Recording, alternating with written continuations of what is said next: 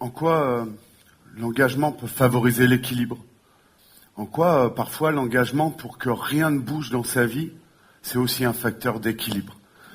J'ai toujours été quelqu'un d'engagé, je le suis toujours, mais le point de départ de mon aventure autour de l'engagement commence réellement en 2005, j'ai 27 ans. À l'époque, je mets un costume de super-héros et je reprends l'entreprise familiale au décès brutal de mon père. J'hérite d'une entreprise certes jolie, mais qui perd 120 000 euros par an et qui a un fonctionnement particulièrement obsolète. Pendant 2 ans, je vais à grand coup d'énergie essayer de la rendre plus sexy, plus sympa, plus jolie, plus moderne. Et je vais y arriver. Très chouette. Seulement, comme le dit la formule, choisir c'est renoncer. Et j'avais pas pris conscience que j'avais renoncé à quelque chose en choisissant ce chemin. Et c'est à mon rôle de père que j'avais renoncé. C'est ma fille qui me le rappellera. Elle me regardera et elle me dira « Ce serait une bonne année si je te vois ». Quelle claque. Comme un boxeur qui vient de prendre un énorme uppercut, je suis sonné. J'avais prévu une grosse fiesta, elle est ratée. Mais je vais accueillir ça comme ça, parce que pas le choix. Donc je vais faire un peu de vide dans ma vie. Je vais aménager quelques mercredis, je vais emmener ma fille le matin. Mais je vois bien qu'il n'y a rien qui va. Et je vais décider de continuer à être engagé pour que rien ne change. J'ai pas de solution, j'ai pas de baguette magique, donc je fais rien. Je fais juste en sorte que ça remue pas trop. Je suis sur un engagement profond, mais de la patience, en attendant enfin que l'horizon s'ouvre, que je sorte du tunnel. Alors, à ce moment-là de mon histoire, il est important quand même, et ça fait partie des échanges que j'ai eus, c'est qu'est-ce que c'est que être moi en termes d'engagement. Pour ceux qui me connaissent, ça va pas les surprendre, mais moi, ma vie, c'est pas un théâtre, quoi. Je joue jamais un sketch. Quand je ris vraiment, quoi. Et quand je pleure vraiment, avec ou sans larmes d'ailleurs. Et donc, du coup, l'engagement, comme le disait Samuel, pour moi, c'est tout sauf d'avoir des galons, des titres, mettre des médailles. L'engagement, c'est une action, c'est une émotion, c'est même, je dirais, une intention qui part du cœur et qui se vit avec les tripes. J'imagine même pas l'engagement sans qu'il y ait une vraie prise de risque. Mais je dirais même qu'il y ait une vraie probabilité que ça échoue, quoi. Et qu'il n'y a peut-être même pas de parachute. Et comme je suis sur un certain nombre, à ce moment-là dans ma vie, quand je m'engage, je manque d'oxygène. Il n'y a jamais de place. Je suis à fond, et s'il faut que j'accélère encore, bah, je claque. Et du coup, c'est pas vivable comme situation. Maintenant, aujourd'hui, en 2017, quand je me présente devant vous, j'ai l'impression de jamais avoir été aussi engagé. Et pourtant, je vais bien. J'ai plein d'énergie.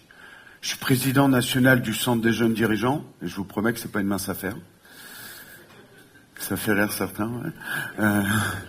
J'ai décidé de réenchanter ma vie amoureuse et de recomposer ma famille avec 4 gamins, dont 3 garçons qui ont 10 et 8 ans. C'est pas une mince affaire non plus. Heureusement, je suis particulièrement bien aidé. Merci Maréline. Je suis toujours chef d'entreprise. Je suis un père engagé, impliqué, qui fait vivre avec toute la difficulté que c'est la garde alternée. Et pourtant, je peux vous promettre que s'il faut, j'ai encore de la place dans ma vie. S'il y a une jolie aventure qui se présente, je suis encore capable de m'engager avec toutes mes tripes, pour être poli. Alors là, vous avez le droit de vous dire, Olive, tu te la pètes un peu, c'est vrai que ça m'arrive. Voire, tu te la joues un peu mytho. Pas du tout. Pas du tout. C'est pas arrivé du jour au lendemain. En fait, j'ai longtemps galéré quand même. Et la bascule dans ma vie, elle s'opère en 2014. La bascule entre un engagement asphyxiant et un engagement oxygénant. Entre un engagement qui vampirise ta vie ou celle qui la rend fertile en lui offrant de la diversité. comment ça s'opère? C'est en 6 semaines dans ma vie, en 2014, je prends un feu d'artifice d'événements qui vont me plonger au fond du trou. Je divorce, mes enfants me reprochant au passage le fait que je viens de détruire la famille. Je prends la présidence de la région Centre-Île-de-France, et c'est un vrai job, chapeau Gaël. Et mon expert comptable me dit, il s'en fout en fait, il me dit, si tu fais pas quelque chose, mais vraiment, hein, dans 6 mois, ta boîte, elle n'existe plus. Je me retrouve au 1er août 2014, tout seul dans mon lit. Je viens de lâcher mes enfants pour de longues semaines. C'est la première fois que ça m'arrive. Et je me dis, je fais quoi de tout ça, quoi? Oh là là. Là, je repense à mon pote Iker, je dis, bon, ça y est, tu vas tout droit dans le burn-out, mon gars. Et je dis, j'ai pas le droit. J'ai pas le droit, moi, j'ai envie de continuer à kiffer ma race, kiffer ma vie. La croquer à pleines dents, quoi. Je dis, il faut que je fasse quelque chose. Donc, je reprends tous mes cours, je décide de mettre la méditation et la pleine conscience tout le temps, à chaque minute, tous les jours, toute ma vie. Mais je ne décide pas de le faire, histoire de dire je le fais au service d'une cause qui est mon engagement. Et en fait, en quoi ça va m'aider? C'est que je vais supprimer d'un seul coup tout le superficiel de ma vie. Et la pleine conscience et la méditation vont m'aider à ça en disant qu'est-ce qui est essentiel de ce qui est superficiel. Superficiel, jette.